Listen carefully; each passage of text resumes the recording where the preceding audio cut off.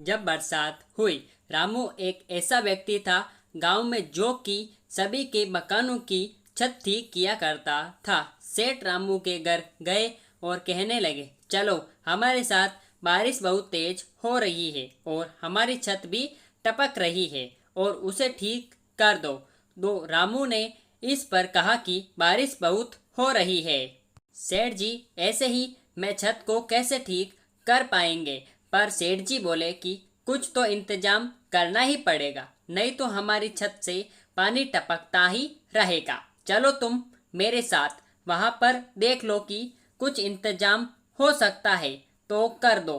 रामू अपने मन ही मन सोचने लगा कि सेठ जी को आज काम पड़ा तो सेठ जी हमारे पास आ गए, नहीं तो सेठ जी तो बिल्कुल भी हमें नहीं पूछते, क्योंकि सेठ की ऐसी प्रवृत्ति है कि वे कंजूस मिजाज के हैं। वे किसी की भी मदद नहीं करते हैं।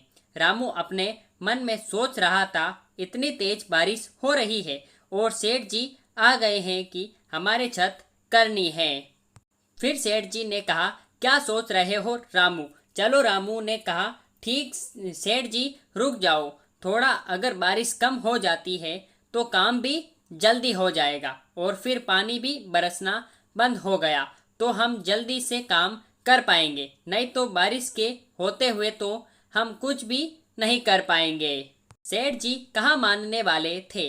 वे रामू के साथ वहीं बैठ गए हो और बारिश के रुकने का इंतजार करने लगे। बारिश कुछ लगभग आधे घंटे के बाद हल्की होने लगी और रामू सेठ जी के साथ उनके घर चला गया। फिर रामू और सेठ जी घर पहुंच गए और हम उन्हें अपनी आप ही उस छत को ठीक करना शुरू कर दिया। रामू छत को ठीक कर रहा था और सेठ जी देख रहे थे और बता रहे थे कि यहाँ से भी अच्छा करना और वहाँ से भी अच्छा करना। रामू यही सोच रहा था कि अब ये हमसे काम ले लेंगे और अब देखना, जैसे ही मजदूरी का टाइम आएगा सेठ जी कुछ ना कुछ बहाना जरूर बनाने लगे हैं। रामू को छत ठीक करने में लगभग आधा दिन तो लग ही गया था।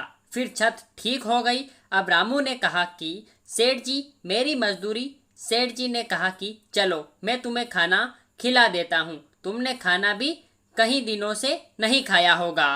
रामू कहने लगा कि जी, अगर मुझे मजदूरी मिल जाती तो मैं थोड़ा बाजार में कुछ सामान ले आता जिसकी मुझे बहुत ज़रूरत है। फिर सेठ जी ने कहा कि अभी तो मेरे पास नहीं है, तुम ऐसा करो कल आना और फिर आकर अपनी मजदूरी ले जाना। अगले दिन रामू और सेठ जी के पास आ गया और देखा कि सेठ जी तो घर पर नहीं थे। आप ऐसे करते करते सेठ जी ने एक हफ्ता लगा दिया। इस पर रामू ने कहा कि मालकिन, जब सेठ जी आ जाए तो बता देना, मुझे मजदूरी लेनी है अपनी। सेठ जी वैसे बुरे आदमी नहीं हैं, लेकिन वे अपनी कंजूसी से बड़े परेशान हैं। कंजूसी उनके अंदर ऐसे ही भरी हुई है कि वे हर चीज में कंजूसी करते हैं। अपने खाने में, अपने पीने में और बाहर कहीं भी जाना होता है तो ज़्यादातर रास्ता भी पैदल ही करते हैं। फिर अगले दिन रामू सेठ जी के घर गया और सेठ जी ने रामू को बड़ी मुश्किल से उसकी मजदूरी दी। और फिर रामू ने सोचा कि देखो, मैंने सेठ जी का काम बरसात में भी कर दिया और देखिए सेठ जी ने मेरे को बिल्कुल एक हफ्ते तक घुमाते रहे और एक हफ्ते बाद मेरी मजदूरी दी। मोरल ऑफ द स्टोरी, कहानी से सीख। इस कहानी से यह सीख मिलती है कि पता नहीं कि किस व्यक्ति को कितनी ज़रूरत हो, इसलिए ज़रूरत के हिसाब से हमें उसकी मदद करनी चाहिए।